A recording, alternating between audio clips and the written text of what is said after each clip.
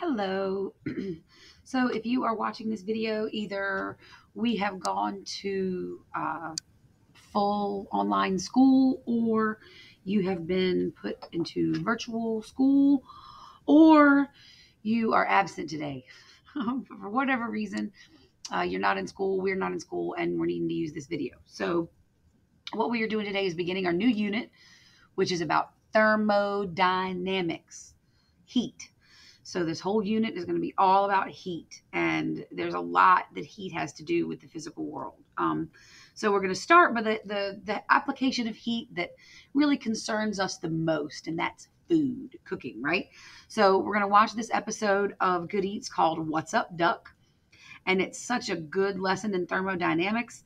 It's something that I just can't skip over. So you will find in today's folder, along with this video link. So hopefully you found this. You can find the other thing.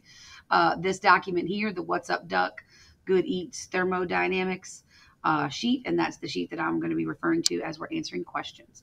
So here we go.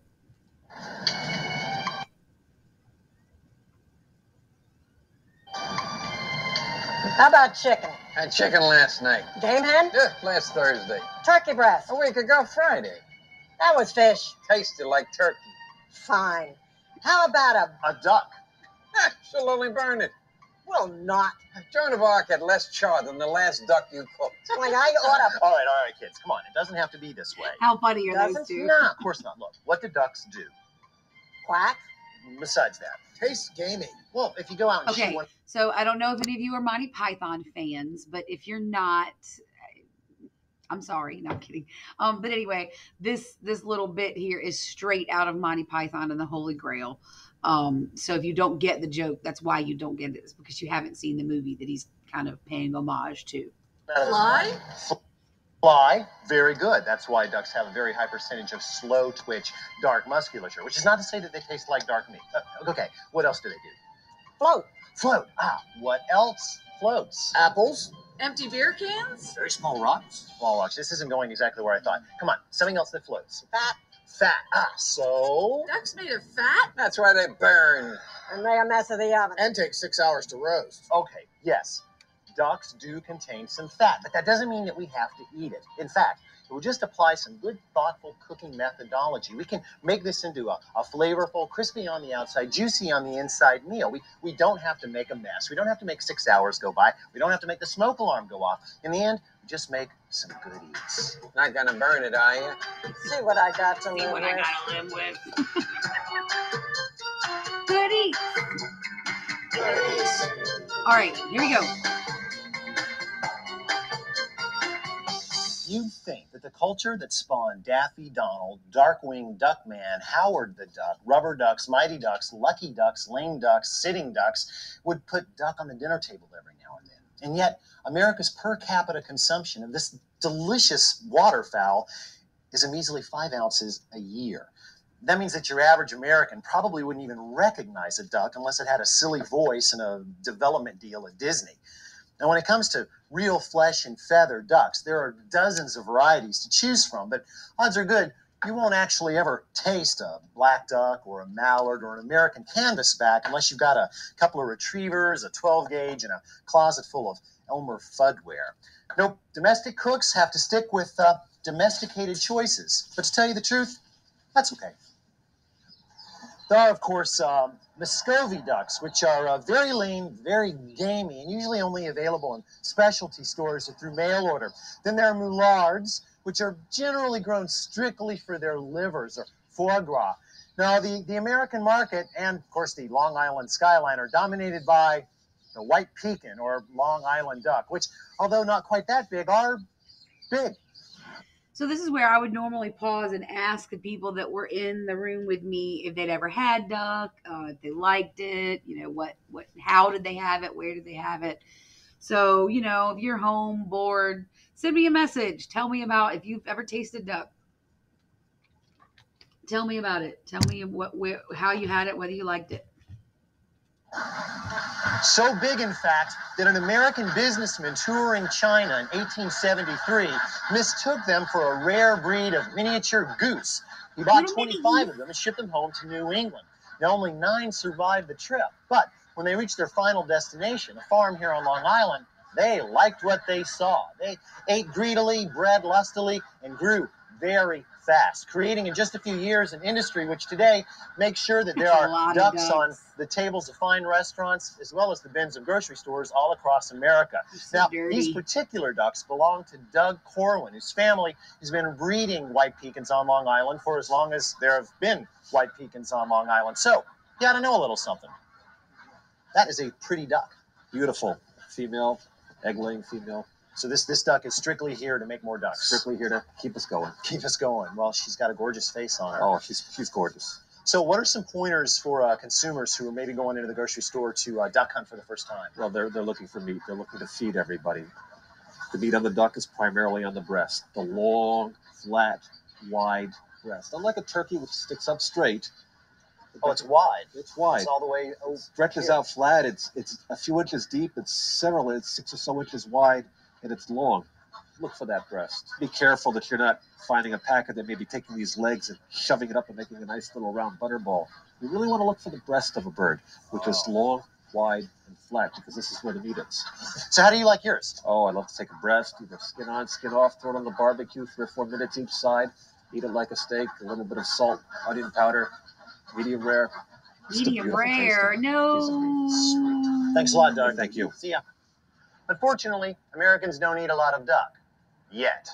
This is why most processors prefer to bring their quackers to market in the ultimate state of suspended animation. And you know what? That's okay by me, because a bird that's frozen at the plant will most likely walk into my door in close to the same condition.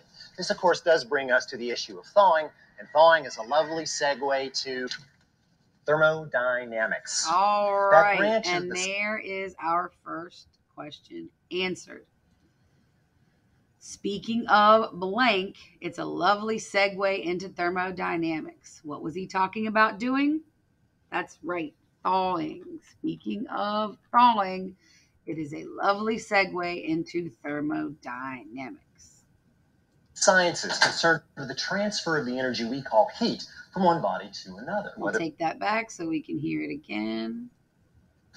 Thermodynamics. That branch of the sciences concerned with the transfer of the energy we call heat from one body to another, whether it's Okay, and so there's question 2. Thermodynamics is the study of the, what was it? That's right, transfer. So thermodynamics, the study of the transfer of heat energy from one body to another. ice cubes in your tea, a ham in the oven, a lima bean simmering on the cooktop, or a duck thawing in the refrigerator. Thermodynamics make the kitchen world turn, sometimes in unexpected directions. Case in point, setting aside sanitation concerns, what do you think would be the best place, fastest place to thaw this flock of bird? That is, convert the liquid held in its tissue from solid to liquid state. Refrigerator? The counter. Barely running cold water, or a 200-degree oven? Wait. Go ahead, pick. Okay, so he said, go ahead, pick. So on your sheet, I want you to choose one. So it says fill in the circle next to your prediction. And you're not really going to be able to do that super easily at home. I guess you could turn that into a darker bullet or whatever, but pick whichever one. If you think it's going to be the counter, delete that circle. If you think, and now I have to undo. Well, delete the circle of the one that you think is correct. So I've just shown you how to do it. You know, put the cursor on it and then hit backspace and delete the circle of the one that you think it is. And then let's see which one wins, because it says to underline the correct answer.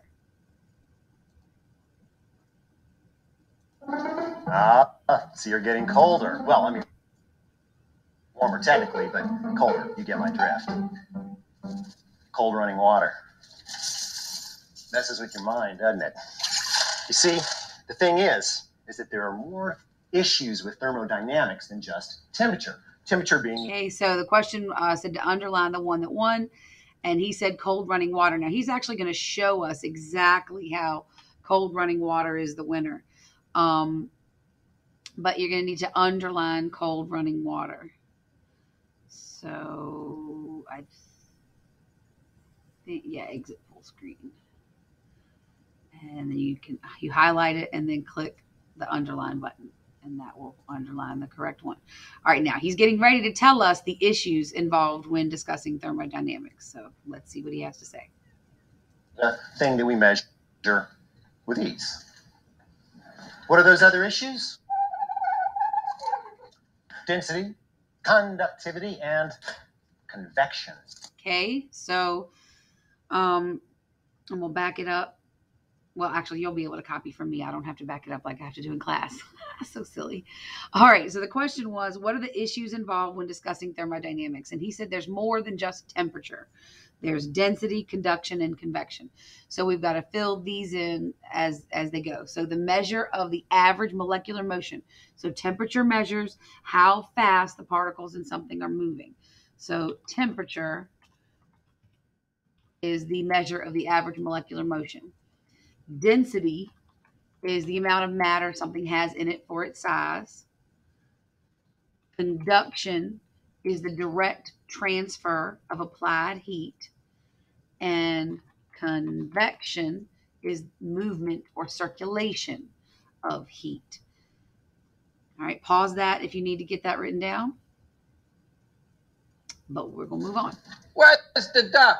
Now keep your pants on, Pops. We're getting to it. Hey, Paul, how's that project coming? All done, AB. Oh, this I'm breaks really my heart for this proud poor of guy. these ice ducks. I'm going to put them in my freezer and enter them in an ice sculpturing contest. That's great. They look really great. But hey, let's do some experiments on them first. What do you say? Okay, why don't you put Daffy in the refrigerator? Daffy into the refrigerator. Okay, and Donald, we'll call that one Donald. Okay, Donald. Put Donald in the 200-degree oven. The oven?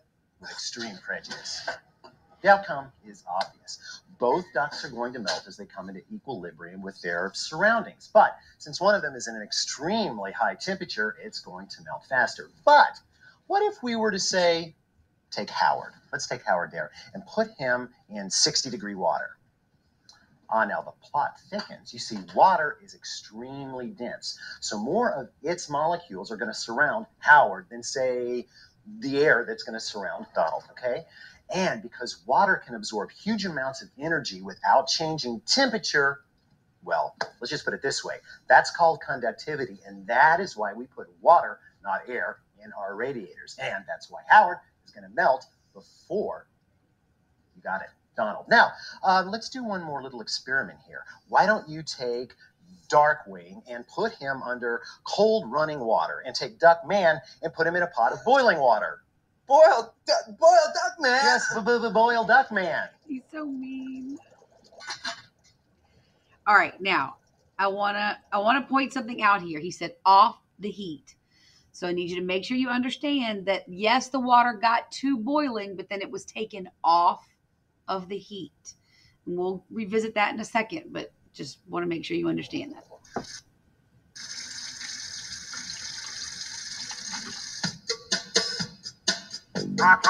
All right, and there's your answer to the next question. It says blank is the movement or blank of a gas or liquid.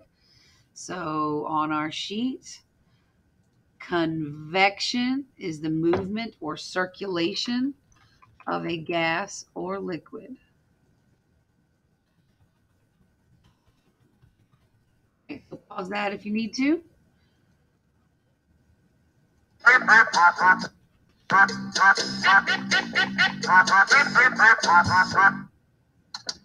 Paul, do we have a winner?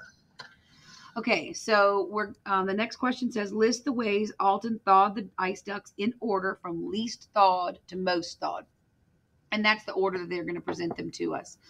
But at the end, it says the place to describe it and then the type of heat transfer. So you've got to know what are the types of heat transfer. That's one of the first things we're learning here in this unit.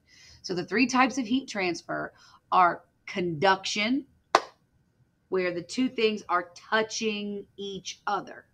So bacon on a frying pan. When you burn your finger on a hot pan or burn your forehead with the curling iron, when you burn your mouth with hot food, that's conduction, that's touching. Convection, we've already talked about when we talked about fission happening deep down inside the earth. And then the convection currents make that lava, make that magma move in circles. And it causes the plates to move away from each other, move toward each other, move past each other, gives us volcanoes, gives us earthquakes. So convection is the same, it's that circulation of heat. So we got conduction, touch, we've got convection, circulation, and we've got radiation, which should look familiar. I've been talking about this one ever since we've been talking about electromagnetic, right? Electromagnetic radiation. It's radiation. So conduction, convection, and radiation. Conduction, convection, and radiation. Conduction, convection, and radiation. Do the hand movements. It helps. I promise. The dumber it is, the better it works. All right, here we go. We'll see what won. And, well, what lost first. Just as I suspected. Even after all this time, the refrigerator duct is relatively unmarred. What is surprising, however, is that the oven... All right, the bell just rang. That little blip there was me editing that out. All right, so we've got fridge first as our first one. So we're going to go over into our sheet, and the place that it was thawed was the refrigerator. And you can just write fridge, that's fine. Refrigerator doesn't actually have a D in it. So yeah, anyway. All right, and so let's think about the environment. What's the environment like inside the refrigerator? It's cold, it's still, and then what is it? Solid, liquid, or gas, right? It's air, right? Cold, still, air. So if it's air, it's not conduction, it's not touching. If it's still, it's not convection, so it's got to be radiation. So the way that the heat would be transferred out of it would be through radiation. All right, let's see who came in second. Relatively unmarred. What is surprising, however, is that the oven duct fared even better than the submerged in cold water duct. All right, so we've got the next two right there back to back. So our next place is the oven. And that would be what temperature? We've got that it's still, and we got that it's air. If it's the oven, 200 degrees, it's hot. So hot, still, air. So again, is it conduction? Nope. If it's still, is it convection? Nope. So it's got to be radiation. All right, and then it said the third place. I have to get him to do it all over again. Refrigerator duct is relatively unmarred. What is surprising, however, is that the oven duct fared even better than the submerged in cold water duct, which just goes... Submerged in cold water was number third. Number third. Number three, the cold water duct. All right, so I'm going to put in cold water. And if it was cold, then we know the temperature is cold. And we know it's still and water. So if it's water, that means it's touching. So it's not radiation, but since it's still, it's not convection, but it is touching, it's conduction. So that one did do better. So we can tell already that conduction is better than radiation because even hot air didn't do as well as cold water. Okay, let's see who's next. To show that temperature can't hold sway over density and conductivity. Of course, when you add heat back into the equation, i.e. the boiling water duct, well, that basically... All right, well, that bell isn't getting edited out because it's right on top of him calling the boiling water duct. We're just going to have to move on. All right, so the boiling water duct. Now, remember how earlier I said pay attention to the fact that they didn't leave it on. It's not consistently rolling, boiling. It got to boiling temperature, and then they took it off the heat. And so that meant it's not still moving. We don't still have convection. If they had left it on, it would be a different story. Okay. But because we took out convection and it's just conduction. Okay. Yeah. All right. So it's hot, still what? Water, right? It's hot water because we boiled it and it's still, so it's not convection. So if it's water, it's touching, it's conduction. So conduction does make a big difference. If we've got something touching, that heat transfer is going to happen sooner. So we can tell that the things that were radiation, these things up here at the top, they didn't do as well. All right, what's the last thing? Looks like, I don't know what you say, Paul, a blue bar of soap? Yeah. Now, where's the under cold running water duct? Oh, well, there you have it. In the rock, paper, scissors world of thermodynamics, convection, density, and conduction went out even over high temperature. Now, what have we learned, Paul? So he just answered two of the things. So the last thing was our final place, which was the running water.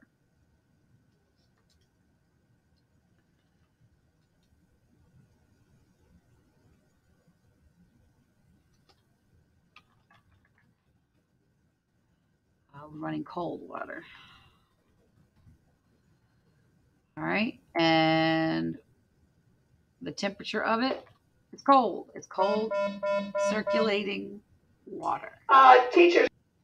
Okay, we had a little announcement there. All right, so running cold water is the one that defrosted all the way into just pure liquid.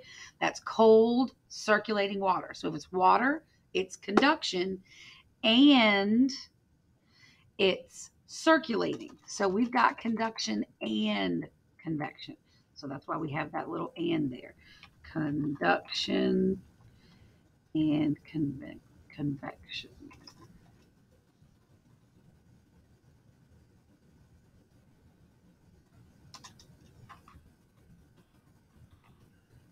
All right. And then I'm going to rewind it because he just answered this. He said, in the rock, paper, scissors world of thermodynamics. But I want you to hear him say it again. So we'll go back just a touch.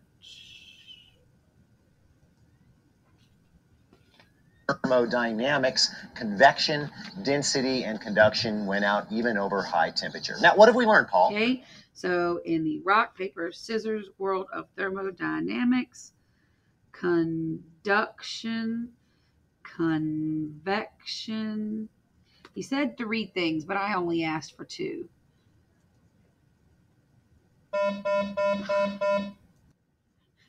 Another announcement. Sorry. Okay. Thermodynamics, convection, density, and conduction went out even over high temperature. Now, what have we learned, Paul? Density. All right. So if you write density as well, I'll give you points, but conduction and convection are the two I was really looking for because that's what we just talked about up here in this section. So in the rock, paper, scissors world of thermodynamics, conduction and convection went out over temperature. All right, pause that if you need to. We're moving on. Okay, I'll tell you what we've learned. When it comes to thawing, you want two things. You want to thaw the food, but frozen. You also want to keep it out of the bacterial danger zone, which means no hot method. So either thaw in the refrigerator, which of course will take a lot of time to get the job done, or thaw submerged in barely running cold water. It's the fastest way to thaw. Or Paul. Paul, what were you saying about a contest? I told you thermodynamics were fun. He's so evil. How you like that old As anyone who has Apple seen our first Thanksgiving gen show can already laptop? tell you, nothing enhances the flavor or texture of poultry quite like a brine. Now, there are only really two prerequisite ingredients for a brine to be a brine. I really want to try this water, recipe, the other, y'all, but salt. I don't have the money for In this duck. case, half a cup of kosher salt. Now, when it comes to the water portion of the program, that's where we can have a little bit of fun. In this case, we're going to go with a pint of pineapple orange juice. Now, for the flavorings, always turn to black pepper, whole black peppercorns, and at least 15 of them. And to up the ante a little bit in the spice category, we're going to add some thyme. He didn't have his mise en garlic. place. He didn't have all of his things ready to go. He's Thyme, wandering all around the kitchen like a fool. And 4 cloves of garlic. Oh, excuse me. There, that's better. Crushed. Now, lid it up and make sure that the lid is on all the way around. Then shake to dissolve the salt. There. Now, turn your attention upwards.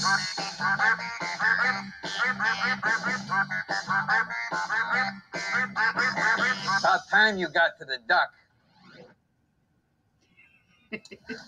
You could brine this hole, but it's going to go a whole lot faster if you draw and quarter first. And on top of that, it's a lot of fun. So approach your duck on your board and make sure that it's your poultry. Fast forward ducks a are not bit famous for carrying because salmonella, he's but going to cut this doesn't hurt to duck play it safe. apart. Okay, first thing to do, see this thermometer? Throw it away.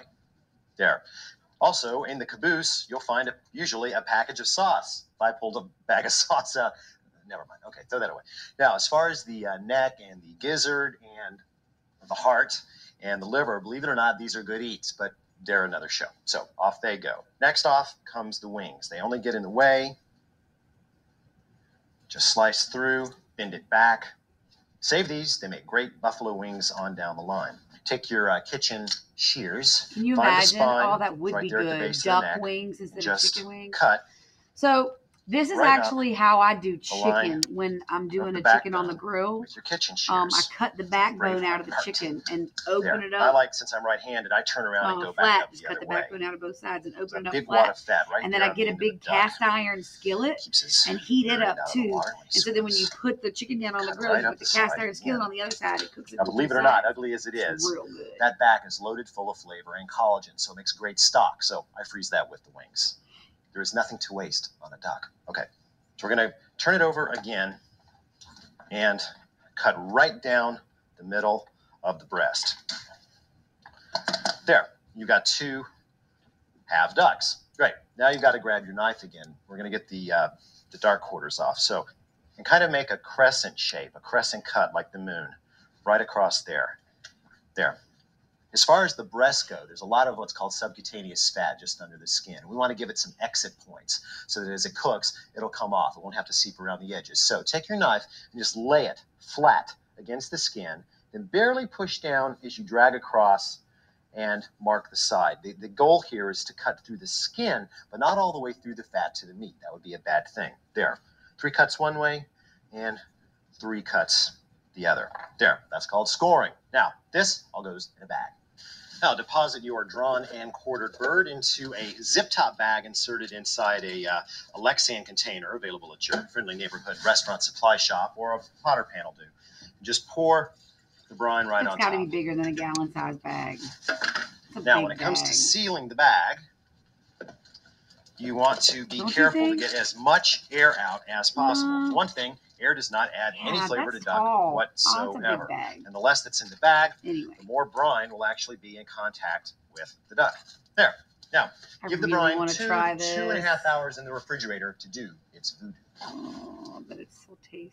Now, while we're tripping the thermodynamic, we should stop, as Sinatra used to say. And okay, so the question is, why are Alton's glasses fogging up when he begins the first step of cooking the duck?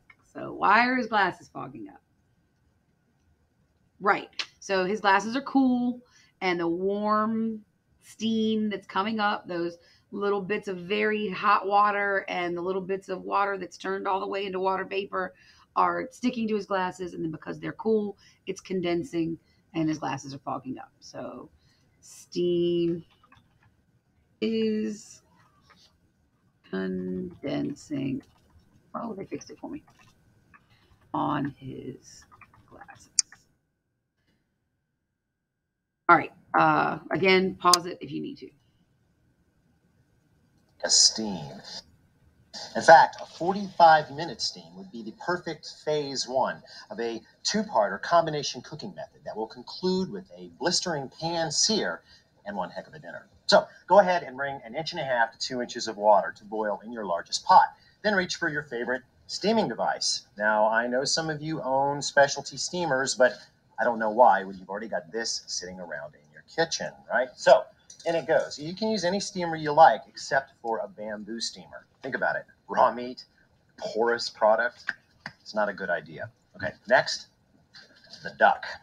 Now, the trick here, if there is a trick, and I'm not saying there is to get this to cook as evenly as possible. So what you want to do is line the sides of the colander. You don't want to pile this up into a giant kind of duck loaf, or you will end up with some pieces that are very, very done and some pieces that are completely and utterly raw. So you stack it around the outsides. If it hangs off a little bit, that is no big deal. And if you get a little bit of the thyme and other herbs in there, that is not a problem either. Now, on with the lid. Add a weight to the top of your lid. Turn the heat down to medium-low. That'll keep this from lifting off. And set your timer for 45 minutes. Now, why bother with steam in the first place? It's a good question, but unfortunately, my staff thermodynamicist took the day off to play golf. But I don't think he has my plumber a staff Drips is here. thermodynamicist. Hey, Drips, you know from steam, right? I'm the staff Well, besides providing power to the steamships, locomotives, and automobiles of yesteryear, much of today's modern industry, including that Typhoon-class submarine, is actually powered by steam. Okay, so there was one whole question. Steam has provided power for blank, and automobiles for a very long time. Even a nuclear blank is powered by steam. And since I was talking over top of it, I'll go back. Steamships, locomotives, and automobiles of yesteryear, much of today's modern industry.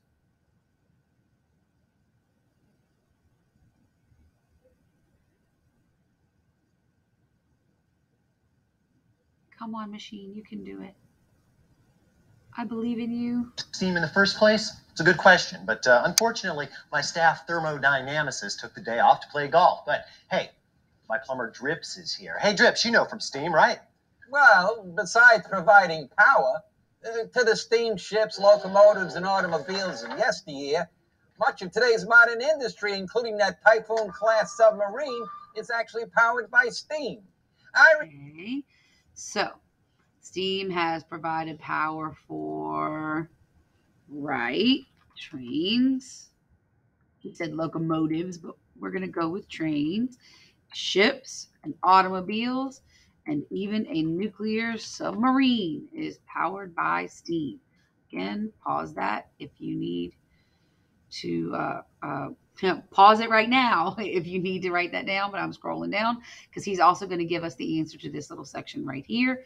So because it is less blank than water, steam is, so be listening for this stuff. Remember working on this radiator once. Drips, keep it about the duck. Okay. Well, since it's less dense, steam will cook your duck more gently than water, but far more efficiently than air. And it won't wash away your seasonings. Righteous. Anything else? Well, steam makes up for low conductivity with lots of energy, lots of molecular movement. That's why it can be used for doing work, like lifting the lid on that pot. And that energy is compounded by pressure. By weighing down the lid, you've created kind of pressure cooker, but hey, that's all right. So we got a lot of stuff there. So because it is less, did you catch it? Right, dense. Because it is less dense than water, steam is, right, it's more gentle than boiling water. It's more efficient than good air, and it won't wash away your flavors. And then he also gave us this one. Steam makes up for low conductivity with lots of energy, lots of molecular movement, which can be used to do work. another show. Thanks a lot, Drips. Good. Now, can we get on with the rest of the show? And here's the next one. Technically, anything powered by a nuclear reactor is powered by steam. So technically, anything powered by a nuclear reactor is powered by steam.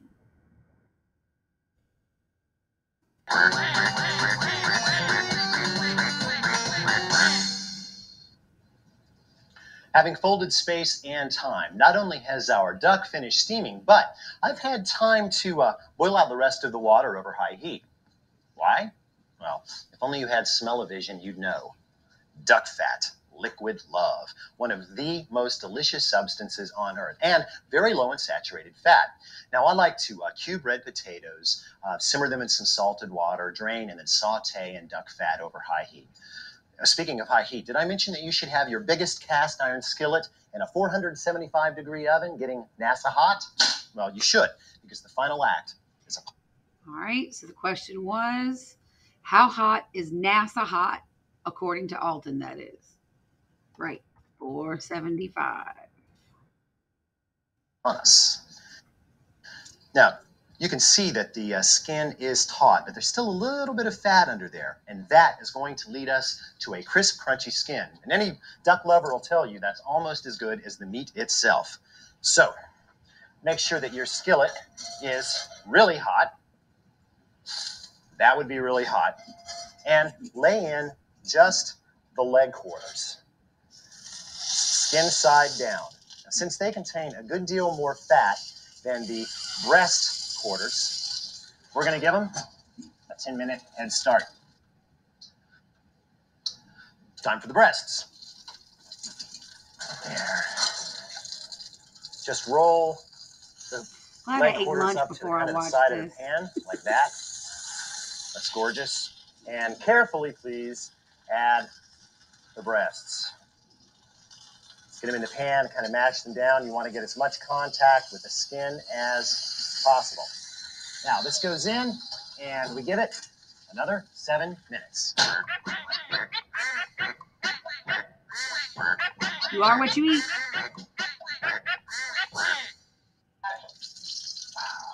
Behold the magic of duck. Crispy skin, mahogany and dark, over luscious melt in your mouth meat.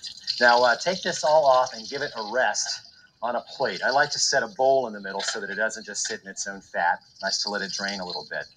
And you want to cover this. Not so much to give it a rest. It is poultry, so it doesn't really need it, but to keep it from getting cold. Just don't put it on too tight, or the steam will be trapped and what is now crispy will turn gooey, and that's bad. Now, here we are with this nice hot pan full of the aforementioned liquid love, and it would be a real shame to waste this. So I'm going to toss in a couple handfuls of shredded chard. You could use any hearty green. And believe me, there is enough heat in this pan to cook, I don't know, a farm's worth of this stuff. Now, once you've got that... Okay, so the question was, why didn't Alton put the pan back in the oven to cook the chard? Exactly. There's still plenty of heat left in the pan to cook the chard. All right. Make sure you go back to Schoology and hit submit on this. But, you know, I will go ahead and finish the episode. And, There's not that much left. A minced shallot or two would be nice. There we go. Don't put the shallot in first or you'll be in big, big, big trouble. Now just toss this around. You just barely want it to wilt. Do this with your spring-loaded tongs. You notice I'm keeping my glove on. There's a reason for that. And just when it starts to wilt, hit it with a little sherry or balsamic vinegar, just for flavor. Toss again. Remember, there was lots of salt in the duck, so we haven't added any yet. We're not going to add any. All right, time to plate. I thought you were going to talk it to death. We hope that we have piqued your interest in and appetite for the original Chinese takeout, Long Island or White Pekin duck. Just remember, thaw under cold running water, drawn quarter, brine, steam, sear, and don't waste the fat. Believe me, after you try this, you will never look at Daffy or any of his chubby little nephews without thinking of good eats. Junior, at least you didn't burn it like your mother usually does. Dad, That's not really as bad. to call me Junior. All right. That was a lovely experience. Hope y'all enjoyed it. What's up, Duck? Have a lovely day. Make good decisions. Bye.